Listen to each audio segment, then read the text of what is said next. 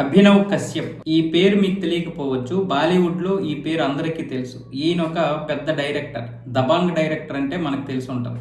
జంగ్ అనే సినిమాతో బాలీవుడ్ లోకి ప్రవేశించి అనేక సంచలనాత్మకమైనటువంటి సినిమాలు నిర్మించారు. కాకపోతే ఈయన కుండ బద్దలు కొట్టినట్లుగా మాట్లాడడం చాలా మంది హీరోలకి పడదు. దబాంగ్ సినిమా సమయంలోనే సల్మాన్ ఖాన్ కి అభినవ్ కశ్యప్ కి చాలా తీవ్రమైనటువంటి అభిప్రాయ భేదాలు వచ్చాయి. అంటే సల్మాన్ ఖాన్ ఎడ్డిమంటే తిట్టమంటాడు. సల్మాన్ ఖాన్ రౌడీగా ఆయన బూతులు మాట్లాడతాడంట. దేనికి కూడా బూతే, ప్రతి దానికి మాటకు ఒక ముందు మాటకు ఒక తర్వాత బూత్ మాట్లాడేవాడంట. అది అభినవ్ కశ్యప్ కి నచ్చేది కాదు.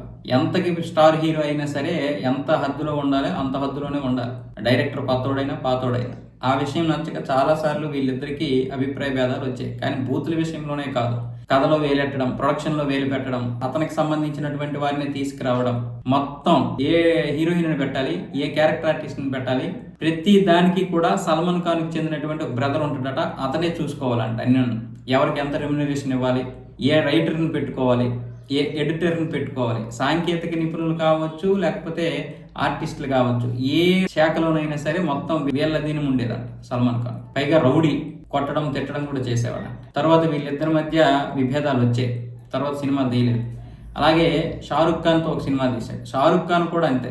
షారుఖ్ ఖాన్ మొత్తం తన యొక్క అధీనంలో నడవాలని చూస్తాడు. కాకపోతే షారుఖ్ ఖాన్ రౌడీలా ప్రవర్తించడు కానీ ఇతరుల యొక్క ఆలోచన విధాన్ని లేదా ఇతరుల యొక్క సలహాలని అన్నింటినీ దోచుకుంటాడు.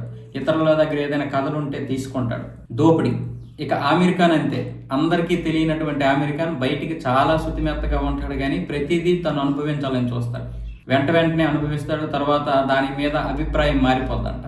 ముఖ్యంగా వీళ్ళ ముగ్గురు అభిప్రాయాలు ఒకేలాగా ఉంటాయి. జాతి భావజాలం కూడా ఒకటే అని ఇండైరెక్ట్ గా చెప్పాడు. ఒక ఇంటర్వ్యూలోనే చెప్పాడు. మీరు అర్థం చేసుకోండి, వీళ్ళ ముగ్గురు భావజాలం ఒకటే ఏ విషయంలోనైనా సరే అంటూ ఆయన నొక్కి చెబుతున్నాడు. కేవలం రౌడీయిజం సినిమా ఫీల్డే కాదు, మాఫియాలో కూడా వీళ్ళకి చాలా పలుకుబడి ఉందంట. మొత్తం మాఫియాని కొన్ని రోజులు ఏలారు వీళ్ళు. బాలీవుడ్లో ఇప్పుడిప్పుడే టెక్నీషియన్స్ కావచ్చు, హీరోలు కావచ్చు, నటీనటుల్లో ఇతర మతస్థులు వస్తున్నారు కానీ మామూలుగా మన హిందువులు వస్తున్నారు కానీ అంతవరకు కూడా అటు తెర వెనుక ఇటు తెర ముందు రెండు వైపులకు కూడా వాళ్ళకే పదులు ఉండేది. కత్తికి మాఫియా మొత్తం వీళ్ళ చేతిలో ఉండేది. వీళ్ళు ఎవరు చెబితే వాళ్ళే ఉండాలి. అప్పుడప్పుడు వేరే వాళ్ళ సినిమాలు ఎవరైనా హిట్ అయితే, ఒక అక్షయ్ కుమార్దో లేకపోతే ఇంకెవరిదైనా అజయ్ దేవగన్ లాంటి వారు హిట్ అయితే వీళ్ళకి ఊడిగిన చేయాలి.